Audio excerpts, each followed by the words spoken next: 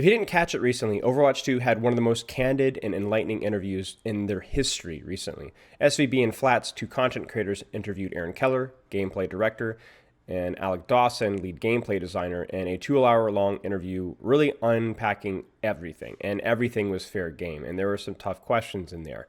And I highly, highly recommend you checking the entire thing out. It's under 2 hours. You can 1.25 it on YouTube. I'll link that in the description. But big shout out to SVB and Flats for putting this together. It really was phenomenal.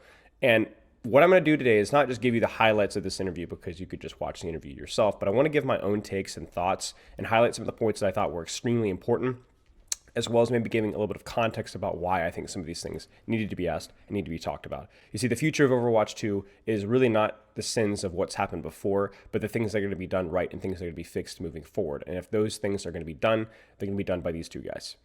So I'm going to try to highlight who says what here. I might get some of the details a teeny bit wrong here. So again, I really highly recommend that you go back and check this.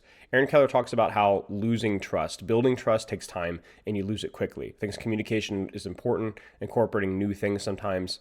And I think that that's the key thing. When we really started off with a banger right here. And I think it was with, how do you plan on building back trust from the gaming community? Because I think people that play Overwatch are definitely a little bit mistrustful of some of the things that have happened. We'll talk about some of those things in a few minutes. But really, when we're talking about building trust back, it's the gaming community as a whole that has such a negative perception of Overwatch. And it's earned, whether it was the PvE, the Blizzard allegations, and just the whole Overwatch 2 development hell and what we resulted in from that.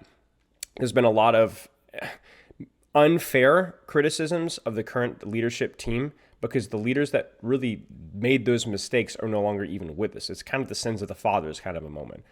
The current team has enough to criticize them with. The Lifeweaver testing, Season 11 tank balance patch. Heck, even the increased push for cinematics right now. I think you can criticize some of the things that have been happening recently. But I think that's the most difficult thing for me personally, coming from somebody who's also been in a position where you could be criticized unfairly with my time in esports.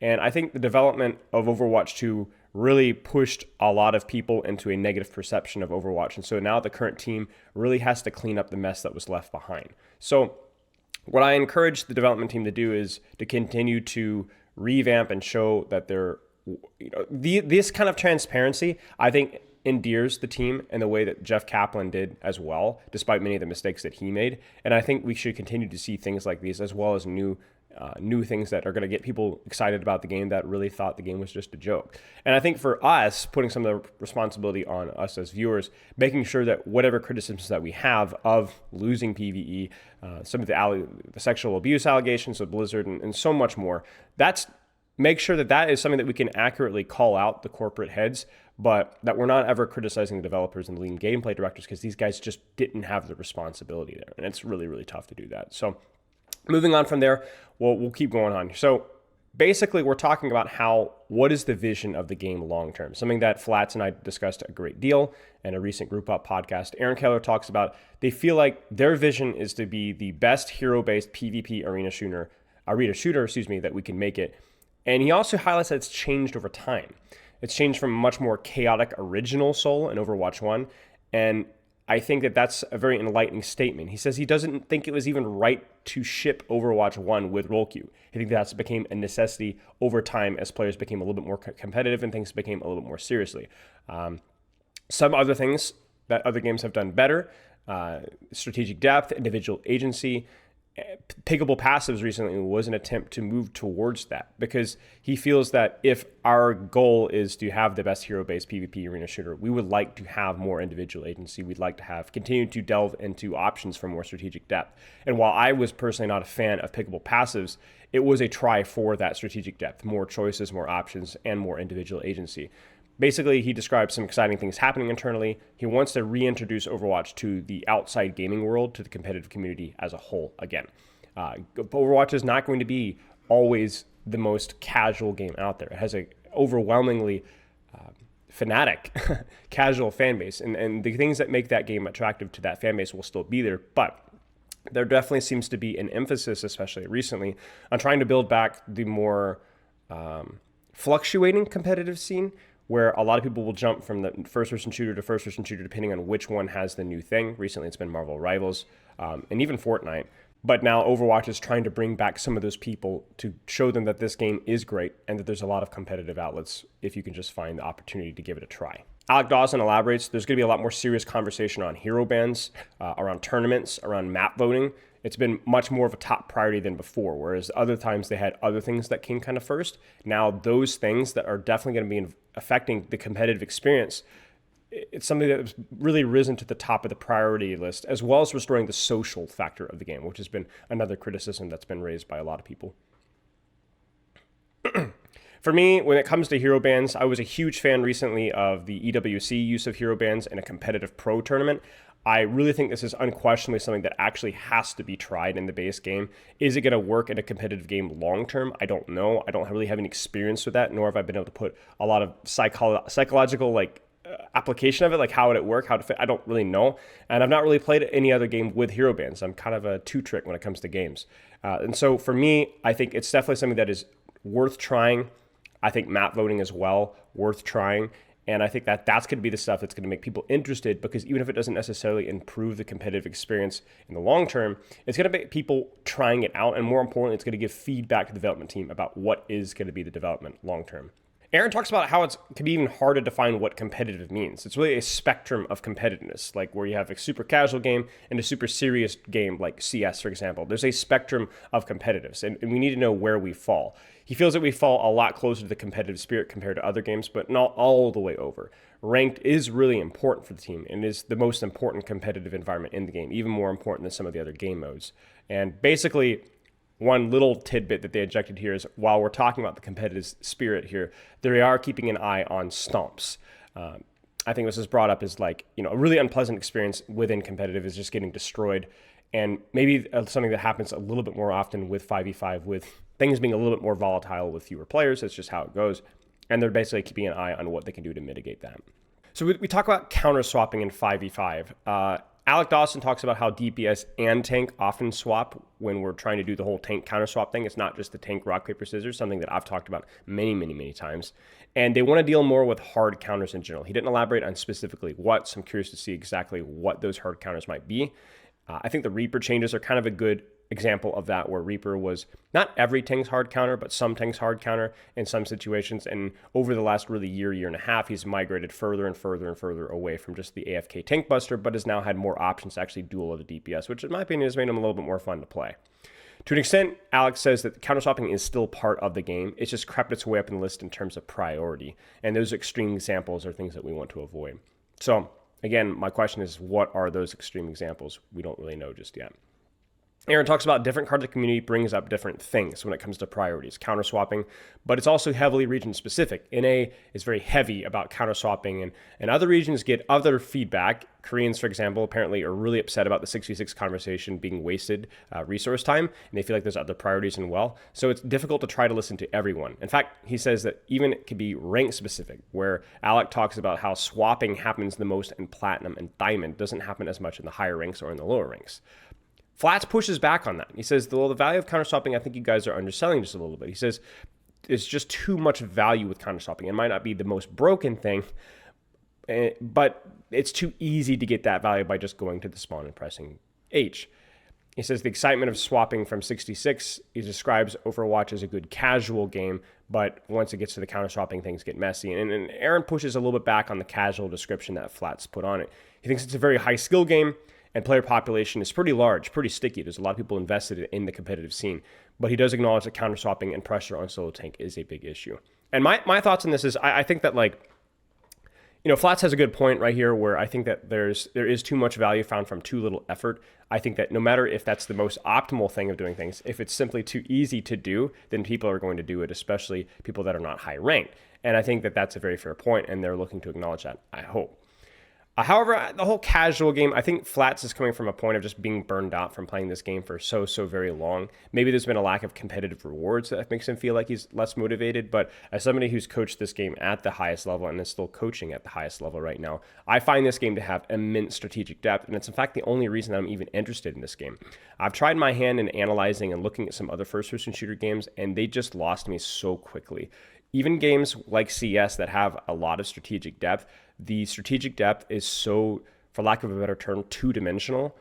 and there's not very many variables to take a look at. It feels like basically coaching high-level checkers versus Overwatch's high-level chess, where there's so many more variables. Now, does that mean that Overwatch is a hard game to pick up? Maybe not. Maybe it is. Maybe it doesn't really matter. My point is that the ceiling is what I'm personally interested in, and I think that that's something that a lot of players find very inspirational, is that potential ceiling of strategy. And I think Overwatch, like Aaron says, does have that. Now, it may not always show that depending on the meta.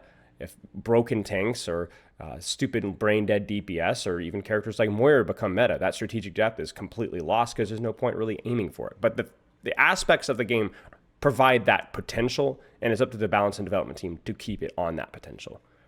And I guess piggybacking off of that, Alec talks about how Overwatch heroes are becoming more and more defined as time goes on, Venture, Juno, and moving on from there. Improved Lifeweaver changes are coming as well, apparently, improving his kit. They don't really elaborate on what that is, but that's really exciting news for me. One of, I think, the biggest foibles of the current Overwatch 2 development team. And then making offerings for essentially every type of player. And I think that's the key thing as well, is it's like, people that watch my channel know that I'm a very strategic mobility pilt kind of a guy, but I think that every type of player deserves to have a playstyle or a hero that is catered or optimal for them. They just might not be the most optimal character in the game. And I think that that's a tricky balance that Overwatch 2 is always trying to walk over. He feels that Runesapi, they learned a lot from previous push maps to make Runesapi a much more balanced and much more interesting experience. The polish on Juno was not an accident. That was years of practice, the last 2 years of practice. He says a lot of the development team and the hero design team hasn't been around for a very long time. They're relatively new to Overwatch, so we're just getting better and better and better. Aaron Keller's going to talk about core changes, and he says people really like when we make those core changes. April Fools, Mirror Watch, the pickable passives, not just the events like Season 9, but little details like that. A lot of people enjoy playing those and trying those out and talking about those. And the question was, well, how big changes are we talking in the future of Overwatch if people do like those? And Alex says, well, they actually have to improve the game is the key point. We're not just going to do random changes for the sake of random changes unless it's fun events like Mirror Watch. They're separate from the competitive side of the game.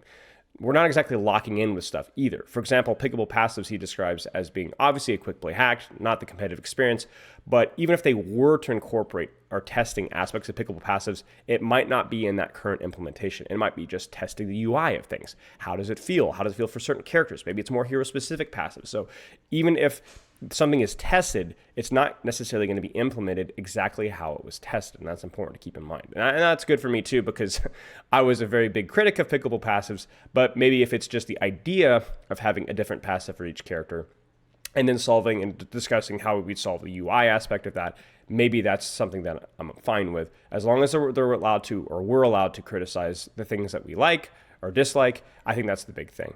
Aaron talks about how it's hard to answer that question about like what big things are coming without giving away stuff, but what they're asking themselves, what can we do besides just adding more content? And this is something that we talked about on the Group Up podcast with Flats again, where I felt that we were in an infinite battle pass cycle right now with just new heroes and new things. And while that's fun, that's never going to really bring back a larger community to the game besides the people that are already here. And I think that's an important point to address. So this is the 66 section. This might be what you are here for. The question was, do you get 66? Do you get why people want 6v6? It's not just about the tank combos necessarily. It's about the negativity associated with solo tank, the pain points of being a solo tank. And this is something that I've asked over and over and over again, where do you understand why it's difficult to be the sole point of attention, the sole point of CC, the sole point of damage? It's not even necessarily strategically accurate to do that, but it's just easy, and that's why people do it. And I've made many videos about that.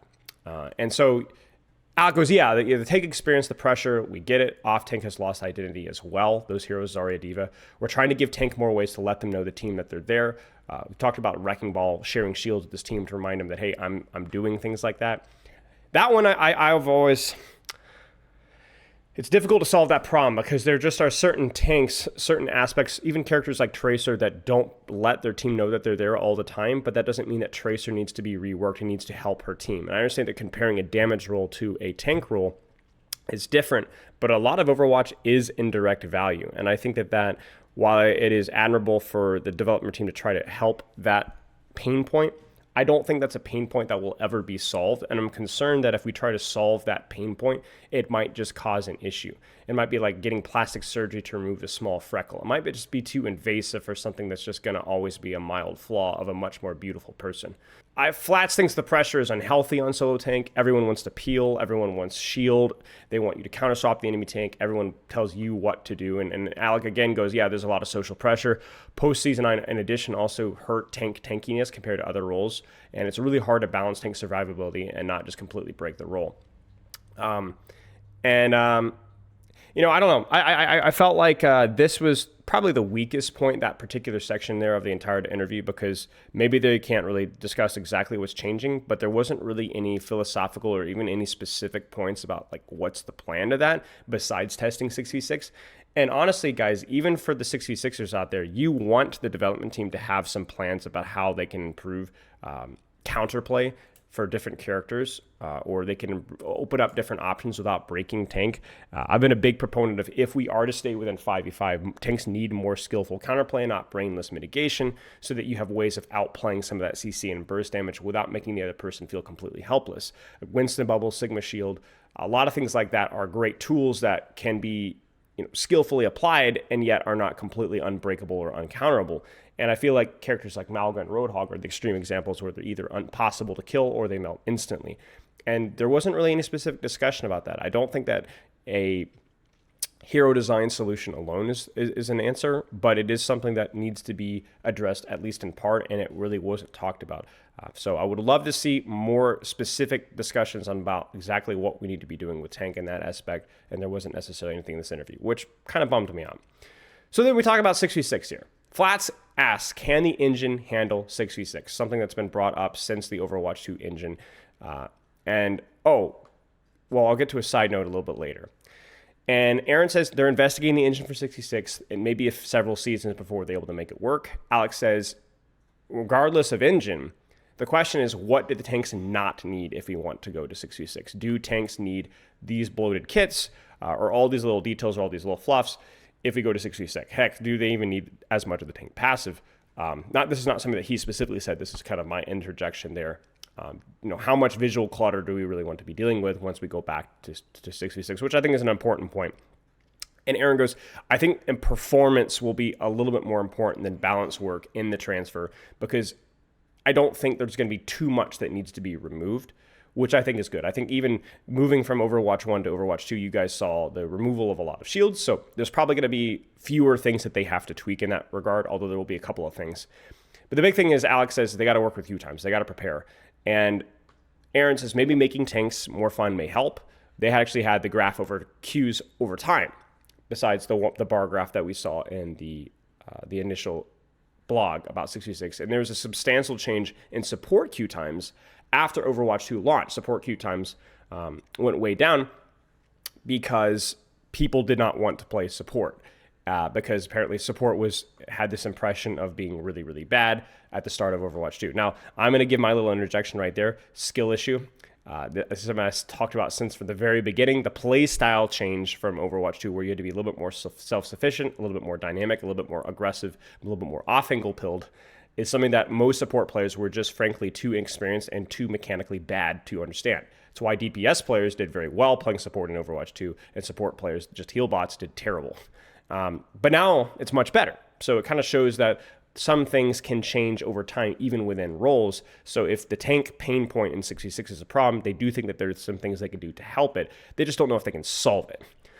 There's also a reality that Aaron says that the people are willing to put up with longer queues for a better game experience. Do we run two different formats? We don't really know. Alec finishes off with saying tank queue times have improved a little recently post the tank patch, not long term, but it shows that it's somewhat helpable within the tank role. So, Flats is going to talk about 7v7 here. Aaron says they've not really super seriously considered it. Feel like you're being attacked from everywhere when they've tested it in the past. Not sure it's the solution to queue times, but tank support ratio is still a major problem because even if you were to say, okay, well, it's 2-3-2, well, you still have the problem of like, well, now you're comparing support queues to tank queues, and tank queues are still going to be the pain point there. So there's obviously technical major issues, of course, as well. And then SVB talks about hybrid open queue, which is essentially a top 2 lock. So you can lock in 2 DPS, 2 tanks. Okay, then the last person has to pick support. So Alex says they've been testing a lot of things, max 2 limits, but what if solo support ends up happening? What if solo tank ends up happening? Oh boy, more problems. We kind of want to see what players experiences those, so they may give that a test regardless. Aaron talks about people could feel forced to play a role, not good. It's not that they're not good at, and they may not even want to. Is that good enough to deserve as a real change? And I'm not a big fan of really the hybrid open queue or the 7v7. I know that there's arguments for both of them, but I've never really found any of them particularly enjoyable or having competitive integrity. Finally, a thing here, one little side note here. Gavin actually was, Gavin Winter, who is the lead systems designer for Overwatch 2, was in the chat, and he says something about how role impact changes on MMR. So in other words, apparently as your MMR changes or your rank changes, the impact of the role changes a little bit. And they converge to be basically the same at the highest rank. In other words, support, tank, and DPS all have the same impact at highest ranks. Now, role rank is relative, but that can mean with certain games, if you're the highest rank fill in the blank, highest rank fill in the blank, and it's more just conjecture here, but I feel like I'm curious to see if my prediction would be that I actually feel like support is the lowest impact role in lower ranks, simply because I don't think support players know how to play the game in lower ranks. They don't understand the role whatsoever. I think they're probably going to lean into the heal bot style and really not learn how to take more effective and efficient uses of pressure and value until they get to the medium rank. So that'd be my prediction. We don't really have any confirmation of whether that's true or not, but it's just a fun little tidbit. In general, it appears to be about the same and not really a pain point. It's not going to be the reason that you're not ranking up by any means, but it is kind of a fun, interesting technical or strategic detail. So final couple of things here. SVB asked, do you learn from other games? Marvel Rivals, that was actually brought up as a joke. And Aaron says, yeah, they're always learning from other games. They're curious to see if they change over time. Marvel Rivals with the open queue, with 6v6, with destructible environments, a lot of these synergies. Curious to see all these crazy things that Overwatch has done in the past, and maybe some new things that Overwatch may consider in the future. We'll consider if those things actually, how do they work? He notes that the free-to-play audience often jumps from game to game, which I have found to be definitely true, even within just my little friend group. And Alex says, yeah, the competition is always healthy, and I think that for my personal thoughts, it's definitely healthy, not just because it forces the developers to work harder, but because it allows them to actually work smarter, because you can actually see what stuff works in similar games. Overwatch is not Marvel Rivals, but they do have some things in common, and they certainly have a player base in common, because I think a lot of people that have enjoyed Marvel Rivals also enjoyed Overwatch and vice versa. So we can find and learn new things from other games from a development team that isn't the same as ours, and I think that's a really important opportunity. SVB asks, how does the community get to you? How do we give feedback? Aaron talks a little bit about, they wish they talked about 6v6 sooner. They feel like, there's a little bit too much silence on that end. Sometimes the topic is hot, sometimes it's not. Gavin makes a note again in chat about how matchmaking was like the big boogeyman for quite a long time. Aaron basically said they wanted to wait until they had serious plans to investigate, not just addressing it. They are paying attention. Just hope they didn't get the impression that we're not communicating with you. We are listening. They wanted to make sure that they had some sort of a plan in action before they actually communicated first, which is a fair point. So regardless of what you thought about this whole developer interview, I felt like it was particularly enlightening and particularly interesting and honest, I think, is the trickiest thing, because you're talking about these people that are working for these large corporations, and I can't imagine the HR nightmare it must be to be able to just go on and just talk about whatever, even some controversial stuff. And so I appreciate both Aaron and Alec for taking the time. Again, I highly recommend, if you have not seen this, you need to take the time here and watch it on YouTube. Big shout out to SVB and Flats for setting this up and really leading a fairly interesting discussion. Where is Overwatch going to go from here? I really don't know. I'm excited for the direction. I'm excited for testing things. I'm especially excited not just for the 6v6, but for them trying hero bans, map voting, a lot more competitive tweaks. And I'm even excited for what Alec has described as their continual evolvement of their hero design quality, and that they've gotten better and better at trying and doing different new things. That excites me a great deal, and it should excite you too. So, oh yeah, also, by the way, I've been deathly ill, so if this has been maybe not the most energetic video project, I apologize. So anyway, long story short, have a good rest of your week.